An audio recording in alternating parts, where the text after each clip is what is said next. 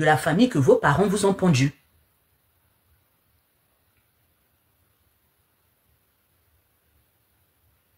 Les gens sont...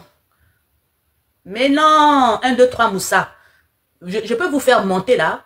On va comprendre que votre base familiale devait être une base compliquée. Il y a certaines personnes qui ont vécu des histoires très compliquées et qui ont à cœur de parfaire plutôt leur vie. Non. Non.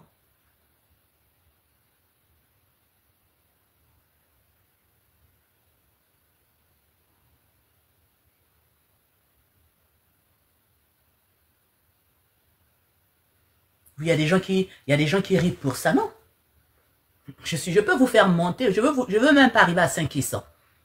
Si vous voulez, je vous fais monter, je veux vous poser des questions sur votre structure familiale, ça veut dire votre père, votre mère. J'en suis sûre et certaine. Quelqu'un ne peut pas avoir à cœur de parfaire son couple au point où l'échec de son couple lui cause problème.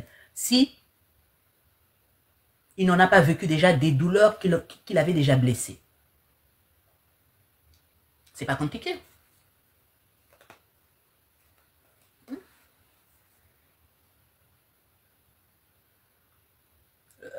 On est là, on est quel jour aujourd'hui? Je sais pas, il est 15h08. Un jour, ce que je dis là, vous comprendrez ça.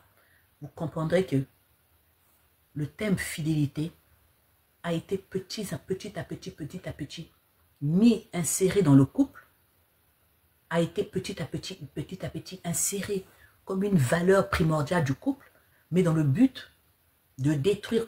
Mais vous ne trouvez pas que le mot infidélité, surtout dans les couples africains, a pris une ampleur pas possible? Avant, c'était pas ça. Pourquoi seulement aujourd'hui cette valeur de la fidélité est autant actuelle dans les couples africains? Mais au final, vous ne vous posez pas la question de savoir d'où vient cette fascination de tout d'un coup comme ça. Vous ne vous, en fait, les idées qui deviennent plus ou moins vos idées, vous ne pensez pas d'où elles viennent. Vous ne vous posez pas la question. Vous faites. Mais à l'époque, ce n'était pas si important. Pourquoi aujourd'hui, c'est devenu si important? Voilà. Merci. Un mercredi 24 décembre, 15h, sur Terre, dans le live de Triska. Retenez ça, faites capture d'écran. Un mercredi 24 septembre à 15h08 sur Terre, dans le live de Triska. Vous allez vous poser la question, c'est vrai, il y avait une vieille là qui montait, qui disait que le concept de fidélité a été plus ou moins... Mais posez-vous la question, à quel moment le concept de fidélité dans le couple est devenu si important que ça? À quel moment? Posez-vous cette question. D'où a commencé le travail? Mais posez-vous cette question. Posez-vous cette question. Posez-vous cette question. Et vous allez voir que le concept de fidélité a commencé avec les églises de réveil. Vous allez voir, c'est les églises de réveil. La fidélité dans le couple est un concept très sensible. Il faudra un peu plus de tolérance. Vous allez voir, avec les églises de réveil, là, vous allez voir, c'est là où le mot fidélité, infidélité, fidélité, infidélité, fidélité. Mais bien sûr, réfléchissez, vous allez voir. Réfléchissez, vous allez voir. Le couple, la trahison, fait partie de 50% des prêches des églises de réveil. Le couple, la trahison, fait partie de 50% des prêches des églises de réveil. Tout en sachant que les Africains sont de plus en plus dans les églises de réveil. Mais c'est facile à comprendre. Allez, quand vous allez quitter ici, allez écouter les prêches des églises de réveil. Allez écouter les prêches. L'homme qui fait ça, la femme, l'homme, la femme, l'homme. Mais les églises de réveil ne peuvent attirer votre sensibilité que les églises de réveil utilisent le même principe que Édouard Barnet avec la cigarette. Les églises de réveil utilisent les mêmes principes que Édouard Bernays avec la cigarette, avec les femmes. Le même principe. Je répète, le même principe. Le même principe.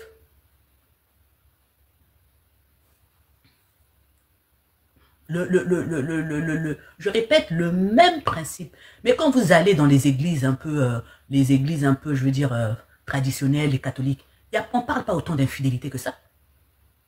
On ne parle pas autant d'infidélité que ça. Aujourd'hui, vous avez même des jeunes de 20 ans, des jeunes qui commencent à peine à rentrer dans le couple, qui vous parlent d'infidélité, qui vous sortent des posts sur l'infidélité prêchés dans les églises de réveil. Aujourd'hui, vous avez vous avez des jeunes de 18 ans qui vous parlent. C'est-à-dire qu'il a 18 ans, mais il dit quand même, il parle de l'infidélité. Ils se sont concernés par l'infidélité à 18 ans. Il y a des jeunes femmes à 20 ans. Elles se sont concernées. Manu 243, bonjour. Elles se sont... Est-ce que vous, quand vous étiez jeune, nous, quand on a grandi, quand on était jeune, on se sentait concerné par ça? On vivait, on disait qu'il nous a trompés. Ah, mon copain m'a trompé. Donc, aujourd'hui, la conception, quand vous regardez un jeune mais, parce que quand vous vous asseyez, vous regardez de la façon dont vous êtes orienté, vous comprenez beaucoup de choses. Quand vous voulez regarder, hein, quand vous voulez regarder, je répète, quand vous voulez regarder, vous voyez que votre réflexion, nos réflexions sont de plus en plus orientées. Quand vous voulez regarder un instant là, vous constatez que nos réflexions, nos désirs sont de plus en plus orientés. Mais vous et nous, encore nous, moi, comme je répète, j'adore répéter, j'ai 52 ans. Mais est-ce que quand on avait 20 ans, on avait des gens qui passaient avec des livres et des bibles dans les marchés en train de prier? Est-ce que quand on avait 18 ans, on voyait des jeunes? Est-ce que quand on avait 18 ans, aujourd'hui à 18 ans, il y a des boîtes de nuit chrétiennes? Est-ce que vous voyez un peu l'endoctrinement? Aujourd'hui, il y a des boîtes de nuit où on ne passe que la musique chrétienne. Mais c'est une génération de fous qu'on est en train de créer. Vous ne vous rendez pas compte, hein? Ça veut dire qu'aujourd'hui, il y a des boîtes de nuit en Europe chrétiennes. Je dis des boîtes de nuit chrétiennes. Aujourd'hui, en Europe, il y a des musiciens dits chrétiens qui remplissent des stades. Il y a un là qui était passé à Bercy Arena. Il a rempli Arena. Des jeunes de 18 à 20 ans.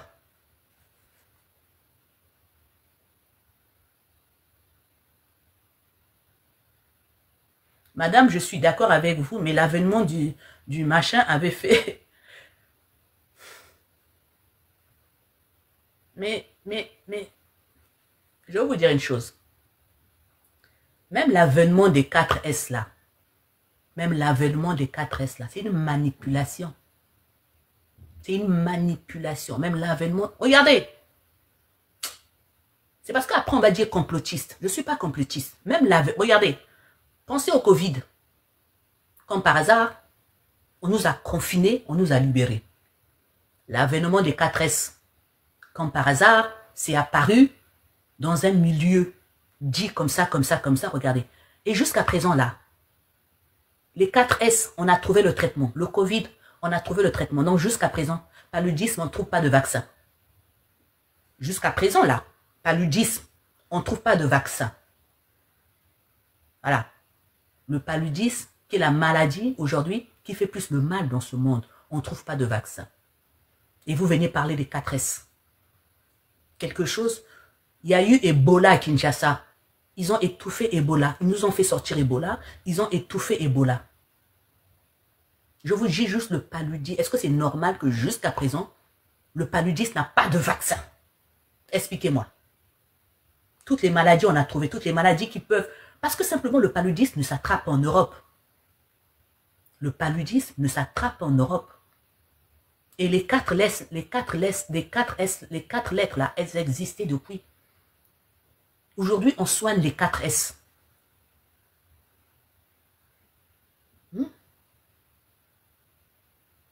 Allez m'expliquer qu'aujourd'hui, le palu, on ne soigne pas. Non mais quand même. Allez m'expliquer. Non mais quand même. Ça veut dire que on refuse de réfléchir. Il y a encore une maladie qu'on ne soigne pas. Parce que c'est une maladie qui rapporte des milliards au laboratoire. C'est le cancer. Le cancer, pour vous soigner du cancer, mais ça engrange des milliards. Ils vont jamais trouver, ils ne vont jamais trouver, ils ont déjà la solution. Quand même. Vous blaguez avec le capitalisme. En fait, c'est ça. Vous blaguez avec le capitalisme. En fait, c'est ça. Vous comprenez pas que pour devenir riche, les grandes puissances, elles ont besoin de manipuler les cerveaux des gens, de les orienter. En fait, vous comprenez pas. Vous comprenez pas. Alors, vous ne comprenez pas. L'Africain, on ne comprend pas. Vous êtes là, l'infidélité, l'infidélité, l'infidélité, l'infidélité, l'infidélité. Mais l'infidélité va détruire vos couples. Comme si vous prenez l'infidélité comme condition sine qua non pour rester en couple, mais on va tous divorcer ici. On va tous, et l'Africain est rentré dedans. Si on prend la notion, on sera tous des déçus, on sera tous des stressés, on sera incapables d'aimer. On sera incapable de construire des couples. On en sera incapable.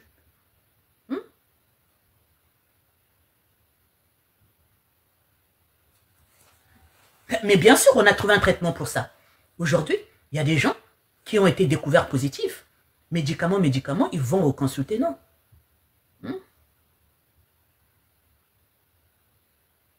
Et puis, mais ils étaient obligés de vite trouver un traitement pour ça. Les quatre lettres là, mais obligés, parce qu'au final, tous ceux qui dirigent ce monde sont de cette obédience. Je répète, Willy Lokassa, ils étaient obligés, moi un jour on va me signaler mon compte ici. Je pense que trop de vérité. Ils étaient obligés de trouver un traitement pour les 4 S. Vous savez pourquoi? Tous les dirigeants de ce monde à l'échelle sont des hommes-hommes.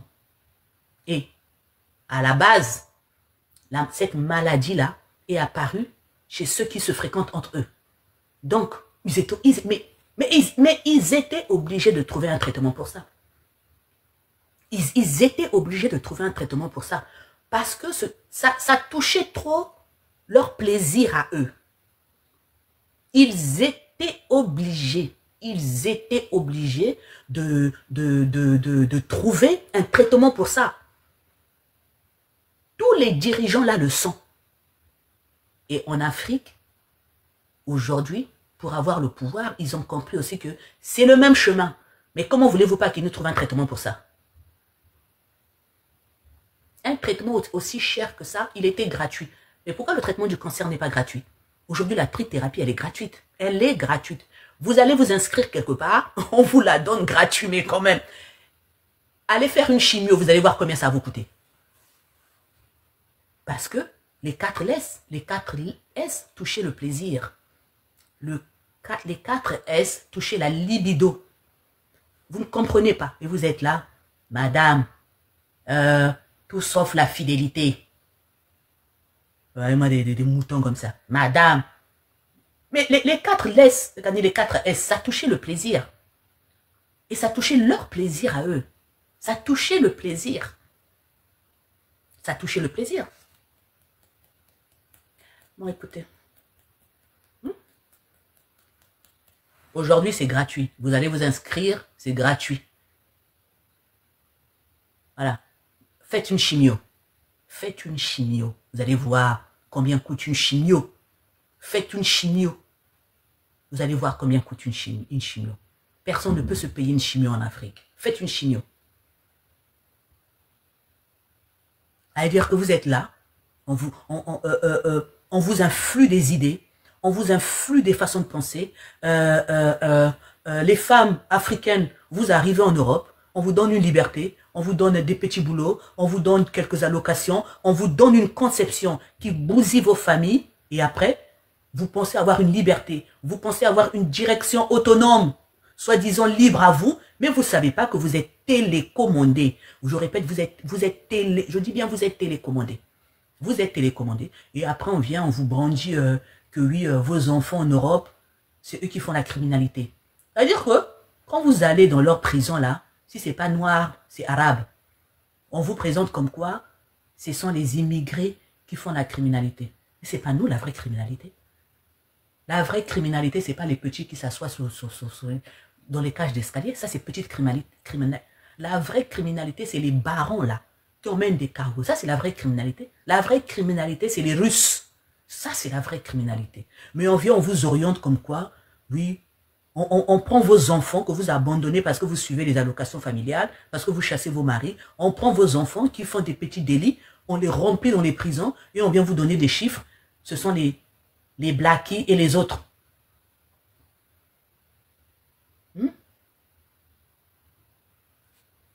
Donc vos prisons sont remplies. Vos prisons sont remplies hein, parce qu'on vous embrouille le cerveau. Vous n'êtes pas là.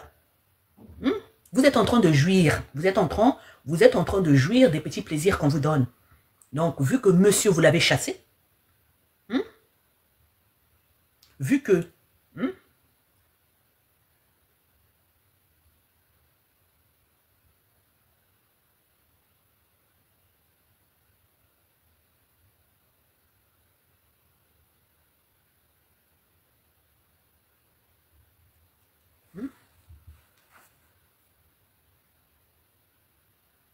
et vous venez, mon mari me trompe, je m'en vais. Alors que vos enfants sont en train de plus ou moins de faire des cultures dans des prisons.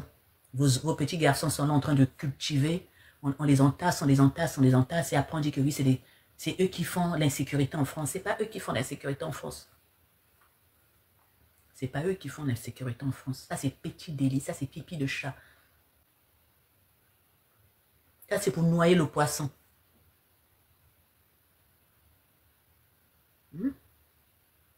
Et vous êtes là en disant, madame, et vous aussi les hommes, vous rentrez dans, c'est-à-dire que toute l'Afrique entière s'est focalisée sur un concept qui est la fidélité dans le couple. On vous vend une chimère et vous vous accrochez à ça.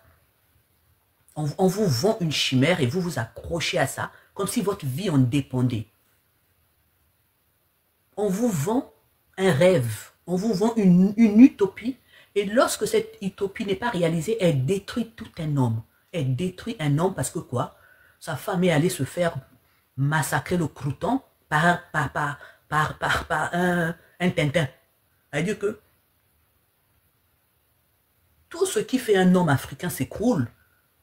Il a tellement basé le fait que sa femme, comme vous dites que c'est sa reine, parce qu'elle est partie se faire bousiller le crouton. Hein? Non mais quand même.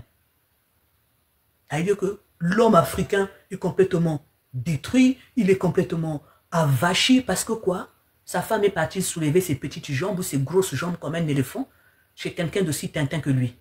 Donc, tout ce qui fait un homme s'écroule parce que, non mais quand même, votre éléphante de femme est partie soulever. Pardon. Réfléchissez.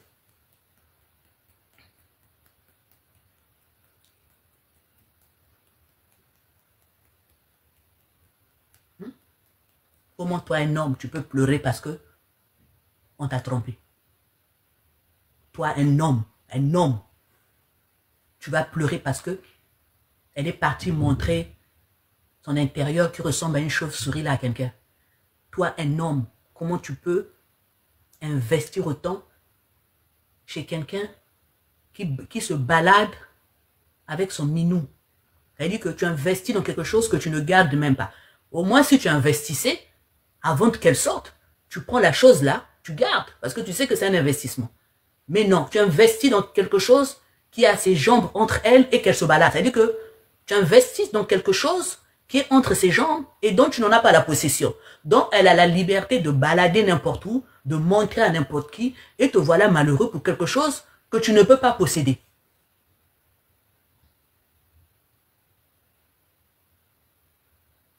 Ah non, vraiment, un bien mobile. Ah, j'adore l'expression. Vraiment, vraiment.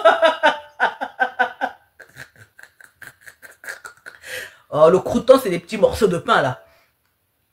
Merci, Fab. Le crouton, c'est les petits morceaux de pain, là. Hein? Vraiment, un bien mobile. Oh, c'est ma chose. Voilà. Et il faut vous... Non. Oh, c'est-à-dire que voilà en train d'investir, au lieu même d'aller acheter, au lieu même de mettre en action, au lieu même d'aller faire je ne sais quoi, non, te voilà en train, et puis voilà, la voilà en train de se lever, vraiment, la voilà et de partir avec ta chose. Elle est libre, avec le bien que tu considères le tien comme mobile, dans lequel tu investis en émotion, en temps, en santé, en attention, la voilà en train de prendre ses jambes et de partir avec. Ici, ils s'appellent le polyamour, l'échangisme, le libertinage, exactement, sans que cela ne choque personne. sans que cela ne choque personne.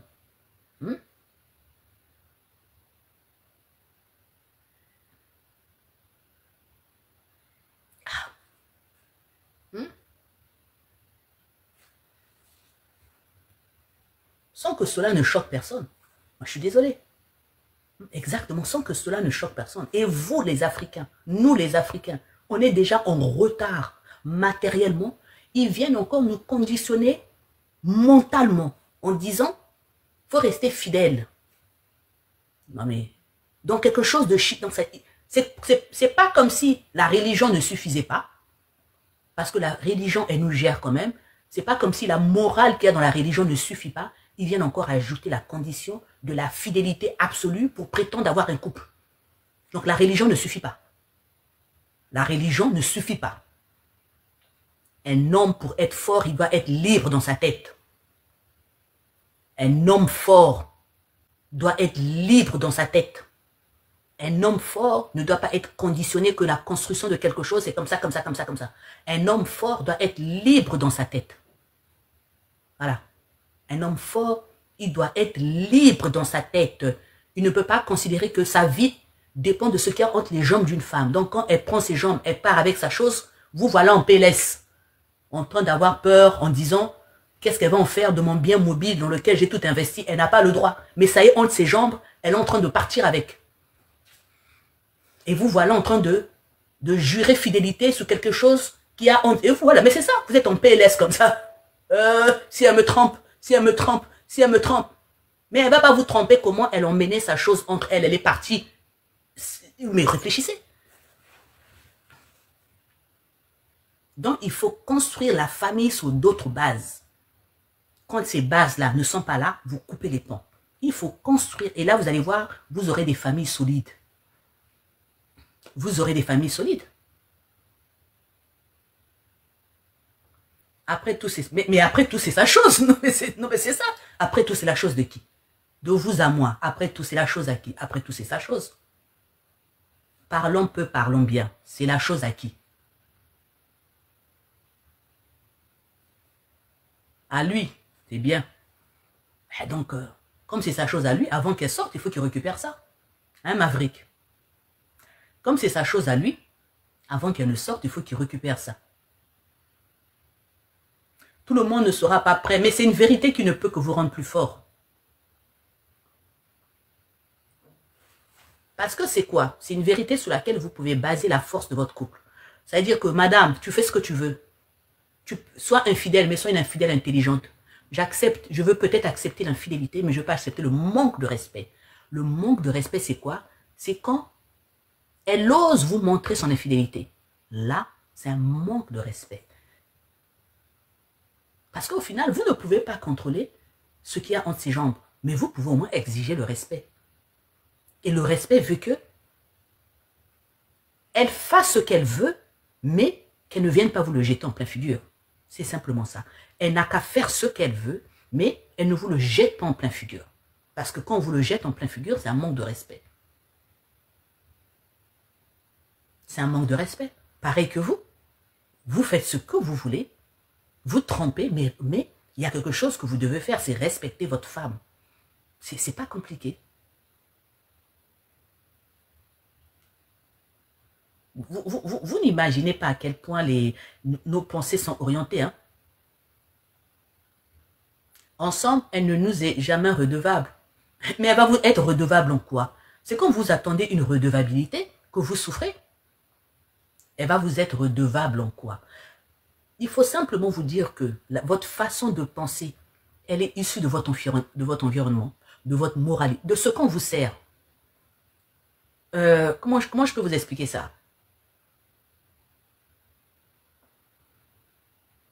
Regardez un exemple. Regardez. On va prendre l'exemple de la Camerounaise là. C'est quoi la Camerounaise pygmée là qui est devenue influenceuse là? Celle qu'on dit on tampante, on tampante, on tampante, on tampante.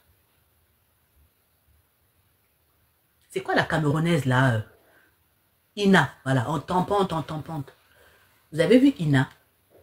quand elle était dans son environnement de pygmée, il y a des choses qu'elle aimait, il y a des choses qu'elle tolérait, il y a des choses... Est-ce que vous comprenez un peu?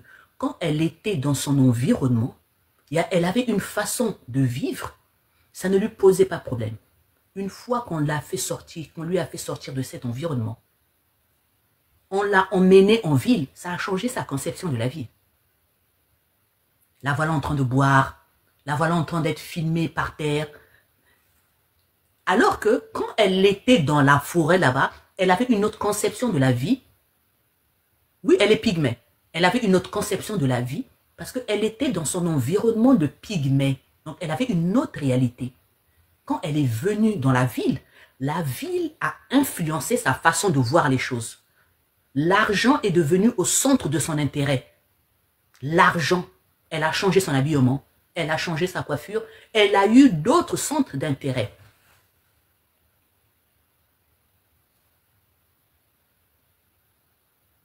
Voilà, elle a eu d'autres centres d'intérêt. Elle a eu d'autres centres d'intérêt. Donc, c'est pour vous dire que la notion de fidélité, elle nous est influencée. Un jour aussi, on pourra nous influencer par le fait que, dans le fond, il s'était trompé, la fidélité est mieux, l'infidélité est mieux. Retenez ce que je vous ai dit, quand leurs intérêts seront en jeu, ils vont nous servir une théorie où on sera tous des infidèles visibles. Ce n'est qu'une question d'intérêt. Mais je ne comprends pas. Le fait même de négliger aussi, c'est une façon de se protéger. Le fait de la négliger, c'est une façon de se protéger.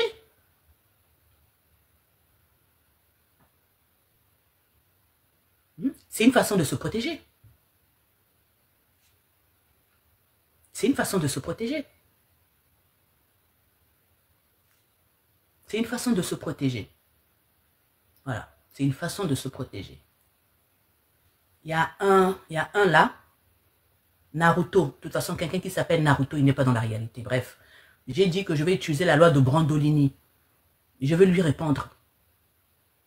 Je mets tous les influenceurs africains réunis qui a le plus nombre de mariages que moi. Je suis avec mon mari depuis 89. Voilà. Je suis avec mon époux, donc non. Infidèle, infidélité. On a vu des vertes et des pas mûres aujourd'hui. On a traversé tout ça. Il n'y a pas un couple plus uni que nous. Mon époux me laisse carte blanche. Tout ce que je viens vous raconter là, il ne regarde pas mon TikTok. Il n'a pas TikTok. Il ne sait pas ce que je raconte sur la toile. Je suis avec mon époux depuis 89. Ma première fille est née en 97. Mon dernier fils est né en 2020, en 2003. Je me suis mariée à la mairie en 97 et je me suis mariée religieusement en 2023. Donc, pour en arriver là, je sais par quoi on est passé. Je sais qu'il a fallu taire notre ego pour en arriver là où on est. Et notre couple aujourd'hui, c'est le plus beau trophée qu'on a. Mais à quel prix? À quel prix? Maintenant, vous allez dire que madame, ça c'est vous. Mais au final, on est très heureux. Famille très unie, famille très équilibrée. Vous avez vu comment je parle avec mon fils. Si j'avais été laissée prise par mes émotions de la vie, je ne serais peut-être pas là en train de causer avec mon grand-fils qui est en 2000, donc il y a 25 ans. Donc, Naruto, allez regarder les dessins animés petits. Voilà. Donc, quand on vous donne des exemples, voilà.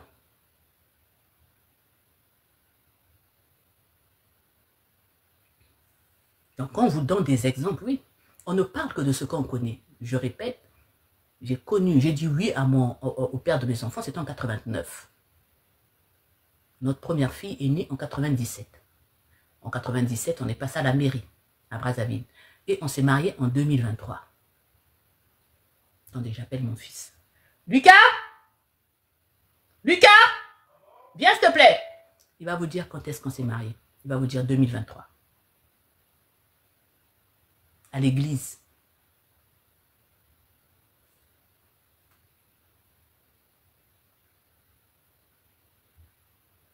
Donc, pour en arriver là, non. Si c'était avec la politique qu'on nous vend là, je ne serais pas en train de vous servir ces leçons de la vie là. Lucas, c'était quand on s'est marié? En quelle année? Non, mais pourquoi tu fais ça? 2022. Non, c'est pas 2022, réfléchis bien. À quelle date? Oui?